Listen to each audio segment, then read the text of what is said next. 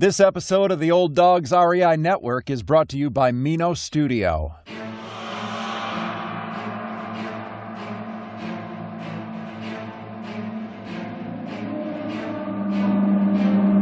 In a world where jobs are how most people make money, one man, one desire, one challenge dares to break the mold. Welcome to the Old Dogs REI Network, where we don't work for money. Money works for us. Coming soon. Viewer discretion advised.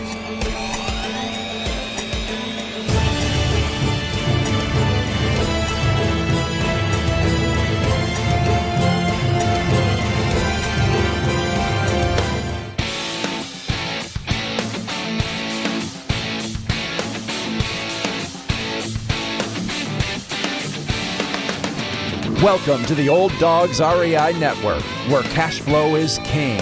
Real estate investing, the means, so you can enjoy your retirement dreams. This is the show where we cut right to the chase. No sales pitch, no long monologues, just simple how-to real estate investing advice, so you can earn the passive income you need to enjoy your retirement today. And now, your host and chief old dog, Bill Manacero. Welcome to the Old Dogs REI Network.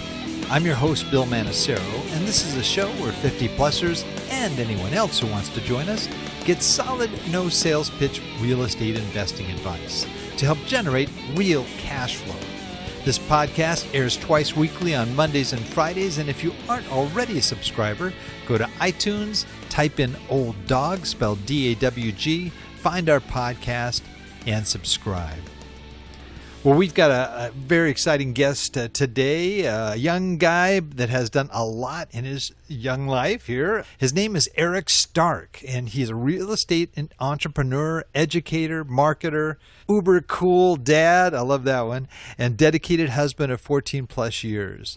Some highlights of his career include signed his first deal at age 24, purchased over 400 plus properties, including single and multifamily apartments, commercial, vacant land, and developments, raised millions of dollars in private capital for acquisitions, studied and created some of the industry's greatest marketing pieces, helped dozens of investors to do their first deal, turned his house flipping hobby into a brick and mortar company with his business partner, Stephen Mills, by age 26, acquired $1 million in real estate by age 30, runs a local young professional men's ministry near his home in South Florida, and is an active member of the community supporting Habitat for Humanity, one of my favorite charities, Sheraton House Ministry, and Homeless Voice.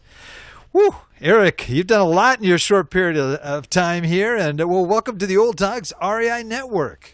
Bill, thank you so much for having me, man. It truly is my honor to be here, man. No pressure. I didn't realize that was me you were speaking about on there. That's a lot to live up to, man. I look back and say, where did all the time go, and when did I do all that stuff? I know you sound like you got to be 80 years plus or something here.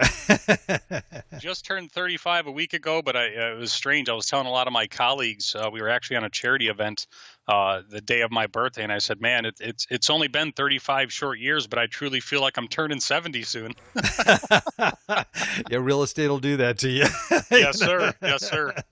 But that's one of the joys of it too. You know, it's fun, and you get your hands dirty, and I love it. But I'm sure that people don't want to listen to me talking here. I want to hear your story. I'm sure our listeners want to hear the same. How did you get involved in real estate?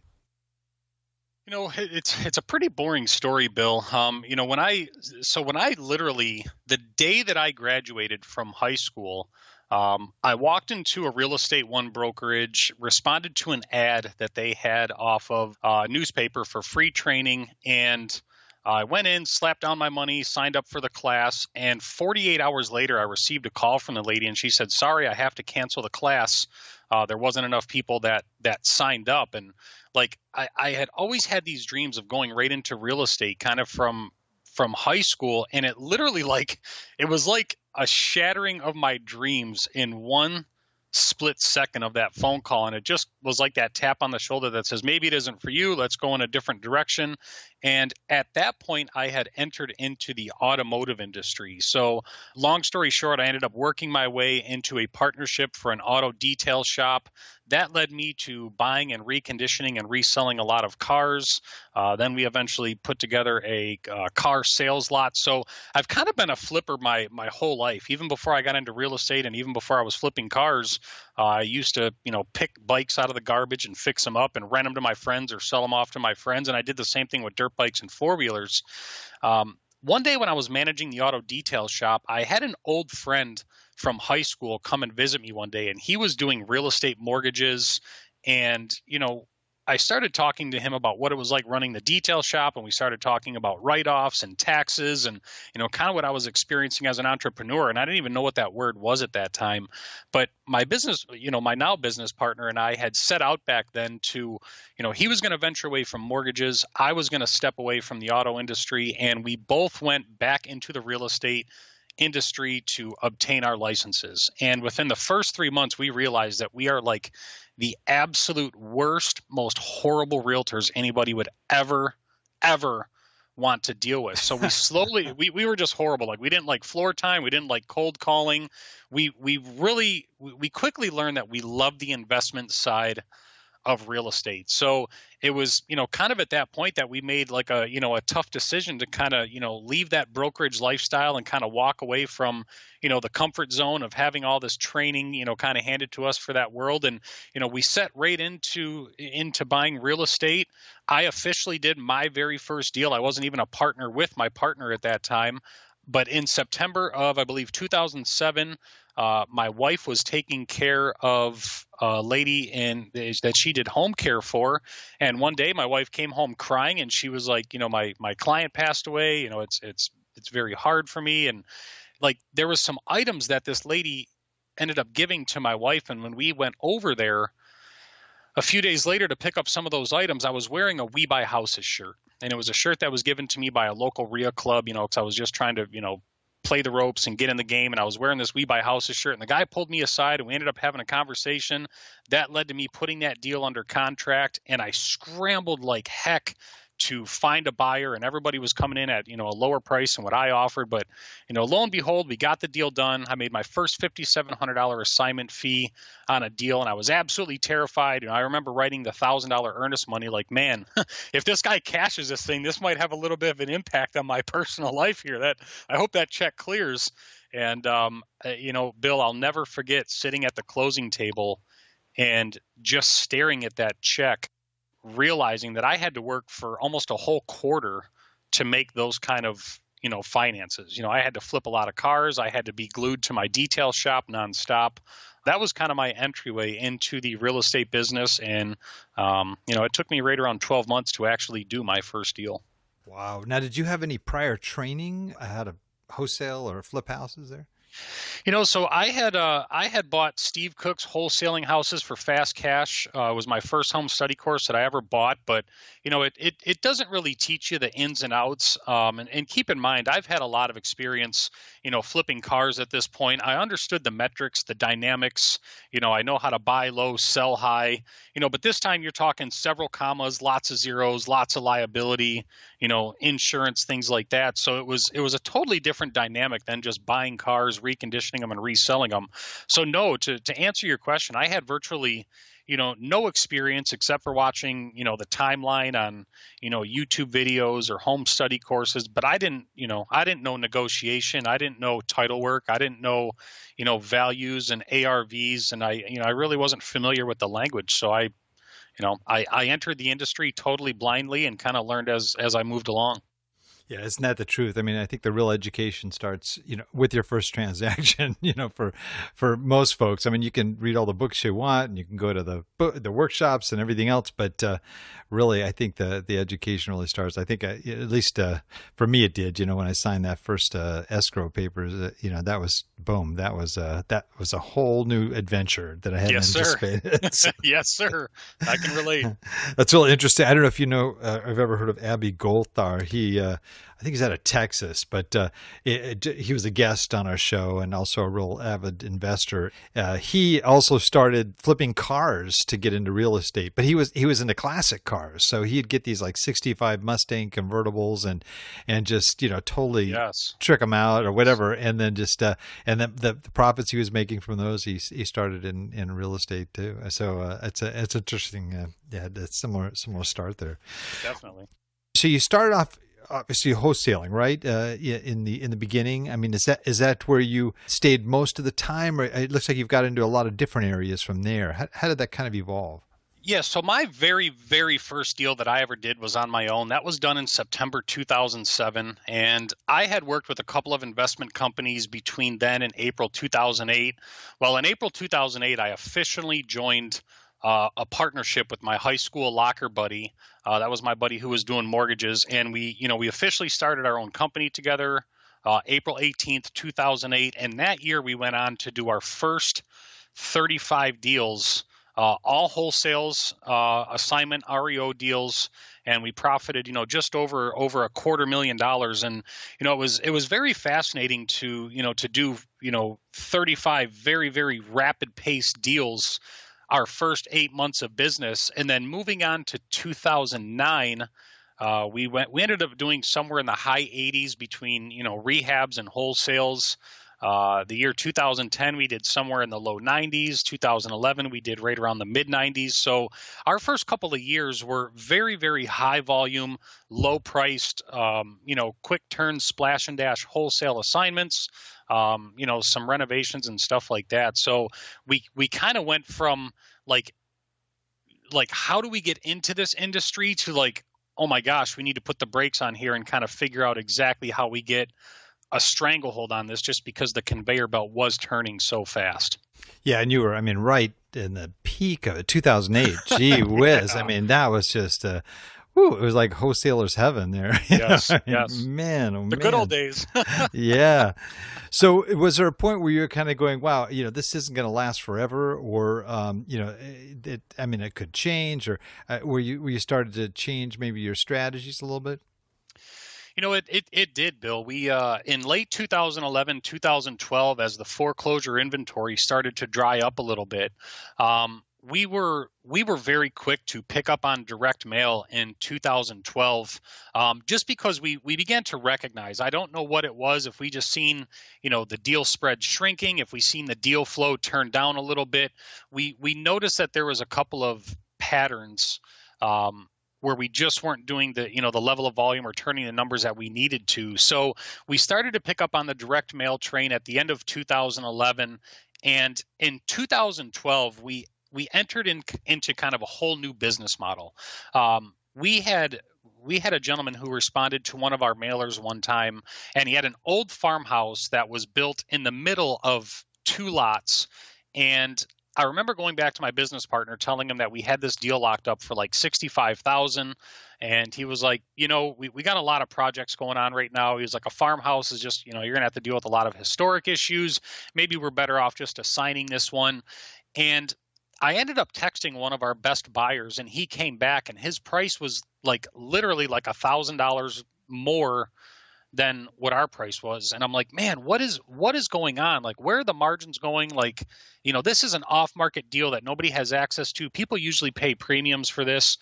And I was driving back down to my office from that home, and I had seen a bulldozer that was perched up on this big, huge hill, and it had dug this big, huge foundation. It had these beautiful signs out front, new construction home, available soon. So I decided to pick up my phone and just call this gentleman and say, I got a house down the street. I'm not sure exactly what I want to do with it. We're probably just going to renovate it. But, if you're interested, go take a look and let me know what your thoughts are. Within 3 minutes, literally, Bill, in 3 minutes, the guy called me back and told me that he would give us $115,000 for that property that we just locked up for $65,000. And I'm like, I just stopped my car, pulled off to the side of the road, and I had to double check my text.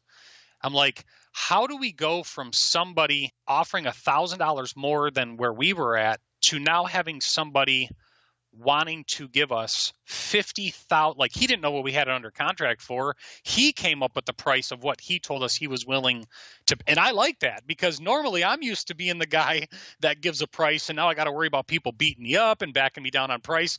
This guy came forward and said, this is what I'm willing to pay you guys for this deal. So, I went back to my partner and I'm like, what is this all about? And he was like, well, it's very simple. This guy's going to knock down, the current home that's only going to be worth $250,000 when it's done, and he's going to build a $600,000 house. So of course he can pay more money. And the light bulb just went off, Bill. Like, I sat there for the rest of the evening and just went through every double lot property that I could find in a specific area and said, we are going to start going after these type of deals where we can make these really, really juicy profits.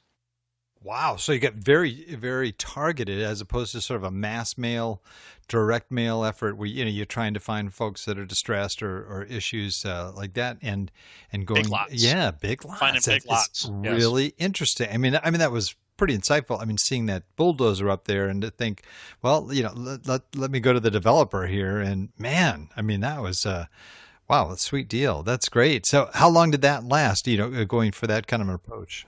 So we're still doing that. I mean, we still do very hyper-focused targeted mailers. We only mail about 5,000 people in a very specified corridor that have, the minimum criteria of the zoning requirements that we're looking for. So we abandoned the mass direct mail approach, went very, very neighborhood specific, going after properties that had in an in-demand location with the zoning requirements that we were looking for that would allow us to take a property to a higher and better use. So we're still kind of riding that wave. I guess the difference is, like, I'm very blessed to have the business partner that I do, because my part of the relationship is to make sure that we have money and deal flow. He, on the other hand, handles all the renovations, the management, the building, the development, pretty much anything that we need to do to take these things vertical. And we rapidly built our business identifying those kind of properties and then selling them for, our smallest assignment deal was $40,000 all the way up to $140,000 over the next several years. And I was having a conversation with my business partner one day, and, we were just riding the wave and talking about how good things are going to be and, how we're going to expand on this and, try to duplicate our results. And he said, I just think we're still leaving a lot of money on the table. Why don't we become the builders and developers, on some of these deals? So my business partner kind of went in the direction of, learning building, learning zoning, learning how to do developments. And we still do assign the majority, especially when it comes to the single family, because we focus a lot on multi and commercial nowadays.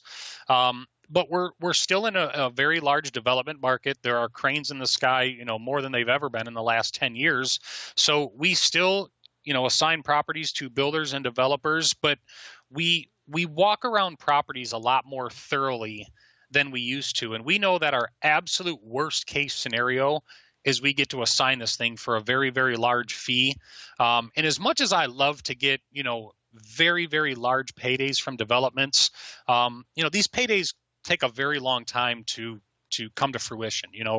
18 months is kind of the minimum time frame when you're talking about going 7 stories up, putting parking decks in there, having to do variances and zoning changes. So I still love a good assignment deal. But to answer your question, we are still kind of riding the wave of that opportunity because there's still a lot of development going on across America. Wow, that's amazing. I mean, just starting from scratch without any kind of development background, and to tackle that, I mean, that had to be quite a it's an investment, like you said. Development, it's all cash up front, and then you wait, right? And whereas the other one is almost like the opposite. You get the cash up front, and then you go. It's like, yes, it's very different. We call them seminars, Bill, because we learn a lot. Yeah, you got right. We learn a lot about this process, and being the young new guys on the block when it comes to that, we've forfeited a lot of money just to not knowing what was possible, or ways to improve on those processes. So we chalk it up as a good learning experience. Well, what would you say in your time doing this was sort of maybe the biggest mistake that you made that really ended up being a good seminar or a good lesson for you? Not keeping the first 400 properties we bought and sold. So Ooh. I don't hold any resentment in my heart. I laugh about it with my partner all the time.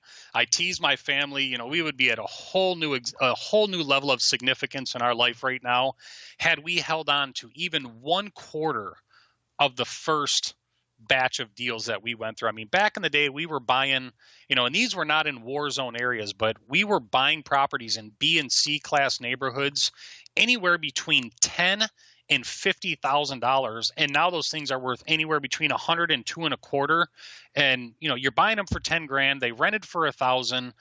Bill, it's the classic case of shoulda, woulda, coulda, and hindsight is always 20/20. But my single biggest mistake was not keeping more of the properties we flipped. Are you more moving toward that buy and hold model now? I'm a landlord at heart. That's kind of what I discovered. And the only reason that I really say that is because I'm a very lifestyle-driven person. Real estate is just the money side to who I am. I'm very passionate about giving back, helping people, philanthropy, charity, helping out in the community. So I definitely discovered that I am a landlord at heart, and it troubles me in a market like this because I know that the market's not going to go up forever. So it's a little bit painful to buy acquisitions knowing that in a couple of years it could potentially be much lower. And I try to battle that with the fact that, hey, we're in this for the long term. I'm not selling in 5 to 10 years. I'm selling in 30 years. So now I forecast, many, many years out to the future. And, that's kind of our new model to take the good ones off the table as they come in, if you will. That's great. That's great. Well, sort of on the other side of the coin, what would you say your biggest success to date has been? That's a really great question. I think the one big success that I nestled out of the real estate industry was my love for marketing and human psychology.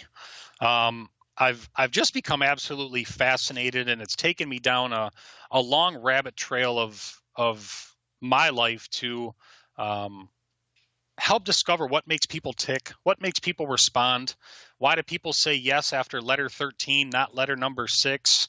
I've become very, very intrigued and engaged with a new love for life, which comes in the form of marketing and human ecology. So that was kind of one thing that's indirectly related to real estate. But, if I don't know that I could really put my finger on one major thing other than the overall incredible life that I've been able to live through real estate. It's allowed me to have complete control of my time. I've spent, we have a 12-year-old son, my wife and I, and, I've virtually been able to be by his side for the last 12 years of his life, maybe more than he wants me to be at times. But Bill, we're just very fortunate, very blessed to live an incredible life through real estate. That's great. And all of your activity has happened, close to where you live in Florida area?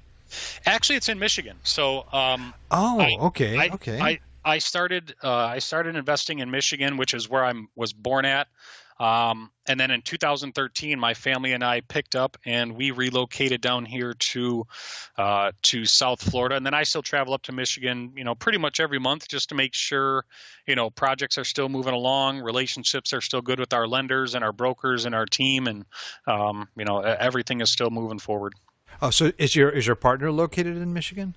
He is, yes. Oh, He has boots on the ground there, yes. God, that's great. It kind of makes it a little interesting too, because Florida to me is an obvious place for growth. I mean, it's just one of the hottest places right now in the country.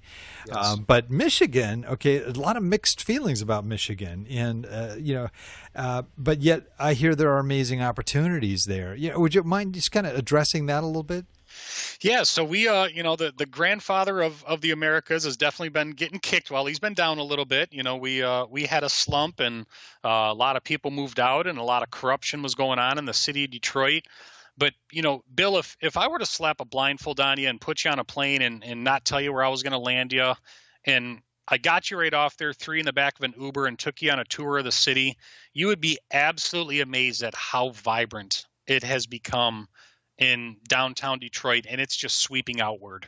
There's a very large company in there. It's called Quicken Loans. It's owned by billionaire Dan Gilbert, who I think he still owns the Cleveland Cavaliers. Right. But he has just been going absolute crazy in the city of downtown. He's got over 100 of his own privately paid security guards that make people feel safe. There's a big skating rink down here.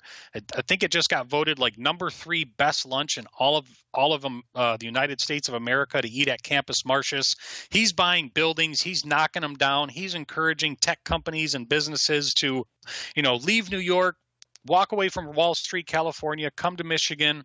We have a very, very strong tech hub there. A lot of entrepreneurs that are going right to that central downtown market, but it's so vibrant and booming and on the comeback, and they surely don't give it enough publicity as it should have. I've had folks on that are echoing the same exact thing that you are too, that are just saying that it is a booming place, and yeah, there are the areas you need to avoid, and you need to know where to buy and how to buy. Correct. But there are opportunities out there, and many people are getting rich on them too. Absolutely amazing. Sure. That's great. Wow. Now, are you mainly in the city? Like, where specifically are you focused, and what are your hot areas? So we tend to focus on AB neighborhoods. The way we've kind of put a minimum criteria is we invest in the areas where you want to take your spouse out to dinner on Friday night. There's a pulse. There's kind of a heartbeat going on there. Very, very safe areas. And this is literally just north of Detroit. So leaving the inner city of Detroit, if you were to take Woodward Avenue, was one of the first areas of I think it actually is the actual first mile of paved road in all of the United States of America. And we just happen to be right on the outskirts of Detroit. For those of you guys that are listening that have heard of the movie 8 Mile, our office is located on 9 Mile in Woodward. So we're literally just over the border of where Detroit is at. But you'd be absolutely shocked to see what 1 mile out of the city can change things and make you feel like you're in a totally different market. That's neat. I've been hearing about just some of the major development and some of the great efforts that have been going on. Just it's awesome. Definitely. Well, our audience is primarily 50-plussers, people that are either getting close to retirement or they're already in retirement, and they're looking at real estate investing as a means to really either sort of give them the padding they need. Maybe they're kind of uncertain about the economy. They're uncertain whether the funds that they have set aside for retirement are going to be enough. Some of them, maybe they're already in a position. They're realizing, gee, I'm definitely under where I want to be right now, and they're looking at real estate investing, whether it's picking up rental properties or more passive investing, as a means to be able to supplement that difference between being comfortable and scrimping. And so what kind of advice would you give for those folks that are looking at real estate investing? How would you recommend they get started if they have an interest? Bill, that was why I showed up today. I was hoping to hear some of that from I want some wisdom from you to tell me how to get to that point. That's a very good question. And obviously, that there's a lot of caveats that go into investing and becoming financially independent through real estate. There's 2 quotes that summarize some of the most amazing conversations that I've had with a few mentors of mine. And one of those comes from a conversation that I have with Frank McKinney, who, if any of you guys are familiar, sure. He's been on our show. Yeah. Okay. Yeah. Perfect. So, Frank just ran the Badwater in California a couple days ago.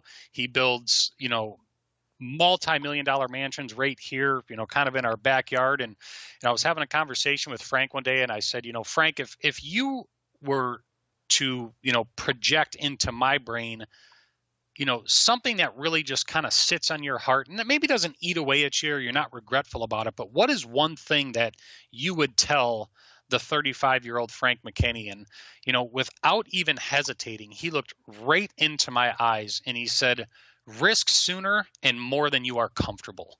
And I just got chills as I said that to you, because I remember getting chills when Frank said that to me. And the interesting part about that is, here's a guy who builds 10, 20, $30 million homes on spec, telling me to risk sooner and more than I'm comfortable. It's like, how much more and sooner can you risk by putting tens of millions of dollars on the line with no buyer in? And it just really resonated with me to say, man, if a guy who's been there, done that, is looking down memory lane and whispers some words of wisdom like that to me, it really just resonated with me, Bill. It stuck with me at my core.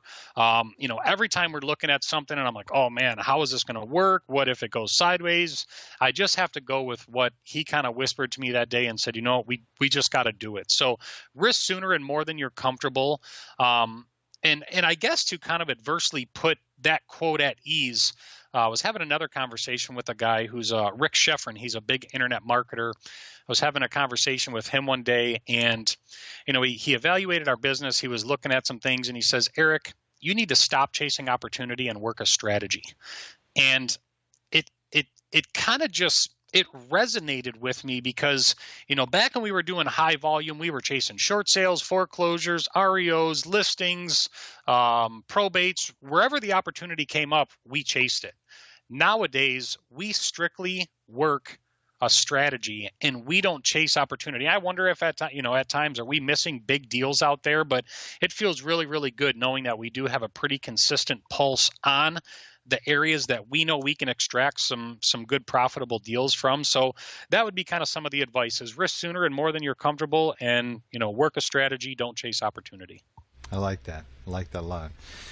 Well, you're a young guy still, and you've got a long career ahead of you. Where do you see your company going? Where do you want to see it the next 10 or 20 years? That's a very great question. And, I have to throw this caveat in there because I do have a partner that is absolutely passionate about being, the visionary and taking deals vertical and getting them to their next highest and best use. If I didn't have a partner that was so passionate about doing what he does, I would probably just be, more of a landlord or probably a wholesaler just because I am that lifestyle driven person. But Bill, something that's really, it's just really stuck with me ever since I, really started digging deep was the marketing side of our business. Where I see myself going is to build a media company where we can get our hands on certain kind of data. I know we are kind of leading towards the world of artificial intelligence, but I love the words like algorithm, and being able to determine certain minimum criteria, human buying patterns or selling habits.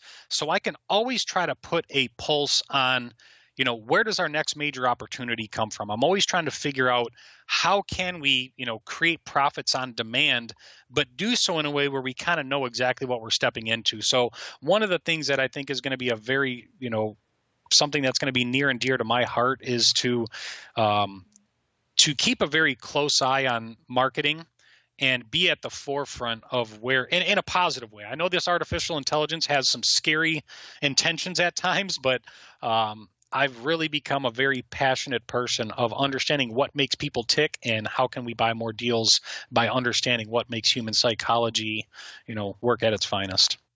Yeah, I thought that was very telling. You're talking about, why is it that a direct mail piece, doesn't get the response at 6, but does on 13 or what? I forget the numbers you pulled out, but yes, yeah, why? It's like, is that something that you can even answer? Is that something that, or is it just a result that comes from, I don't know, just experience? Yeah, I mean it's something that's going to take a very long time to gauge. Being that we typically do less than 25 deals a year now, it's a little bit tough to put a pulse on determining an algorithm. But when I look back, Bill, and I see that there's deals where we've followed up with sellers that have owned complete portfolios, and we've stayed on these people for 6 years.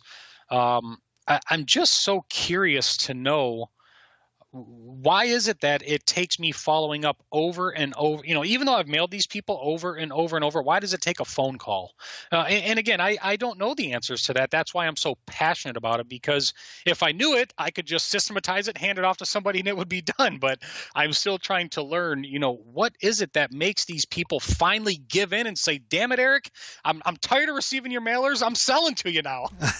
Yeah, really. I just want to stop these stinking mailers. It's become my passion, Bill. I've just become so adamant about trying to figure out what makes the human brain tick.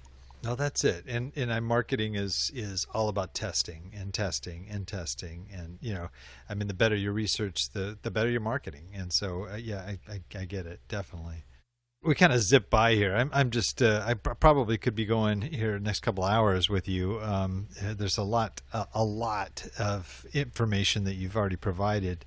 We have a little section here we call our Wrap It Up. It's near the end of our interview where I ask you a series of quick questions on key resources that have been helpful for you so that you can share that insight and wisdom with the folks listening. And if you are ready, we'll jump in and just wrap it up here. I'm ready, buddy. All right, let's go for it. What's your favorite real estate book? You know what? I'm a classic guy. I still love the greats. One of the most dynamic relationships that I think I have in this industry, and I think he's only released I don't even know if they're really actually books or just kind of home study courses, but Mike Cantu has a home study course that's called Don't Get Voted Off, Real Estate Island. And I don't care if you're new, seasoned, looking for a restart, it is one of the most profound, simple to digest, easy to implement books that goes over everything from how to be a buyer, how to be a seller, how to negotiate, how to be a likable person. He literally has put a digestible, and again, that's not to promote anybody's home study course, but in a world where we know people put together content that virtually has no, meat and potatoes to it, Mike's done a very, very good job at putting together Don't Get Voted Off Real Estate Island. I love that. How do you spell his last name? Do you know offhand? Cantu, Cantu. Cantu, got it. Great. First time I've heard that one, so that's great. How about your favorite general business book? I don't know that it would classify as being a business book, but if you've ever read it, you would understand the wisdom and how it applies to life and business. But there's a book that's out by a gentleman named Seuss Geisel, and it's called Oh, the Places You'll Go. Now, I don't even know if I should enlighten people and tell them, once I mention the name, they're going to know exactly who it is. But I kind of want to shock everybody. So look up Seuss Geisel, Oh, the Places You'll Go, and read that book. And if there's a way that we can track people's reactions or responses to just how much you can read that book in about 7 minutes. It's absolutely it was written for children, but it's actually, I think it's cataloged in the Library of Congress as overcoming fear and weathering the storms throughout life. And it's just a very, very profound book that teaches you about how to keep things together when, on the surface, it just seems like it's kind of all falling apart. So that would be my favorite book because you can read it in about 7 minutes and it can help bring things back into focus for you. Love it. Great reference. How about your most valuable website for success, of course, other than your own? Hands down, the Gary Halbert letter.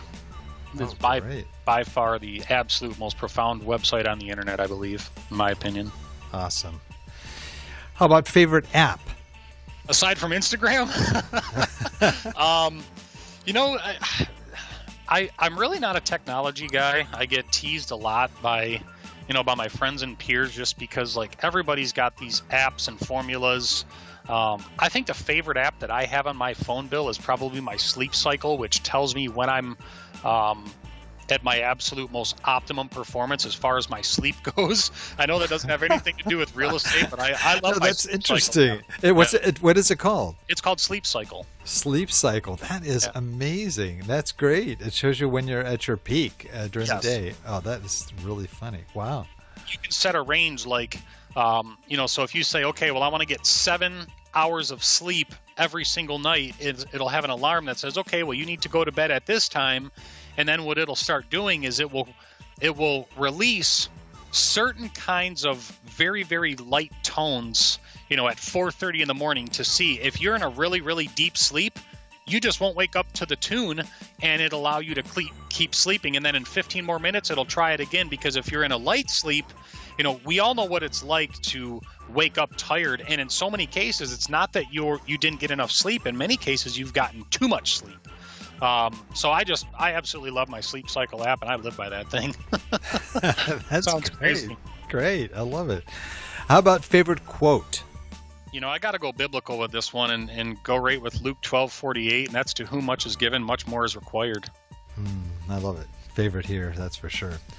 Great. Well, and here's our sort of our apocalyptic question here. If you lost everything you worked so hard to develop, I mean everything, your home, your business, all your assets, everything, and all you had was $1,000 in your hand to rebuild your business, what would you do to do that? What an absolutely incredible question. Wow. I don't know that an answer is worthy of coming up with so soon, but my gut instinct would tell me, Bill, to get out in the streets and start learning from, a street level, to kind of work my way back up, because as long as I still have my ability to communicate with people, put some words on a piece of paper and get people to respond to me, it'll only be a matter of time before we have all those assets back in our possession. But if I were to lose everything, I would start by getting back into the streets and working from a street level, and then I would focus on building the team. That's great. That's great. And I mean, it's funny because I thought as a wholesaler, first thing you say is, well, I just get an assignment and I just tell you one at a time, I mean, you don't even need money, right, to get an assignment. Yeah. So, no, that's really interesting. That's very insightful, actually. That's great. Wow. Well, I'm sure there's a lot of folks that have enjoyed this. I know I have. And I'd love if you could share, what's the best way for folks to get a hold of you and contact you, if you'd be open to that, or at least find out more about what you do. What's the best way you'd recommend they do that? They can reach out to me. I'm very approachable, very likable. I'd say the best way is probably through my blog site, which is www.therealeриkstark.com. I've got my phone number on there. I've got my direct email. I don't have anybody manage it. All those requests come directly to me. They can feel free to shoot me an email. I got, tons of resources. If they want to hop on a call and, need any thoughts, ideas, feedback, need a sounding board for whatever it is, probably just get a hold of me through my website. I don't get on social media a lot. So if you're trying to track me down through LinkedIn, Bigger Pockets, I'll get to your message eventually, but if it's something that's relatively quick, just go right to the website and shoot me an email. Great. Excellent. Well, you're a newbie here, so, I don't know if you were oriented or not, but, we close every show with your best old hound dog howl. Okay. We are called the Old Dogs. Okay. REI Network. So, I don't know, how been around a lot of dogs or have any dogs, but just give us your best. I don't want to mess this up, Bill. I think you're going to do great. You got the energy, man. So we're looking for the hound dog, not the wolf, right? Actually, half the people sound like wolves, half sound like hound dogs. Some sound like dying, chihuahuas. So it's whatever you feel like, whatever floats your boat here. All right, here we go.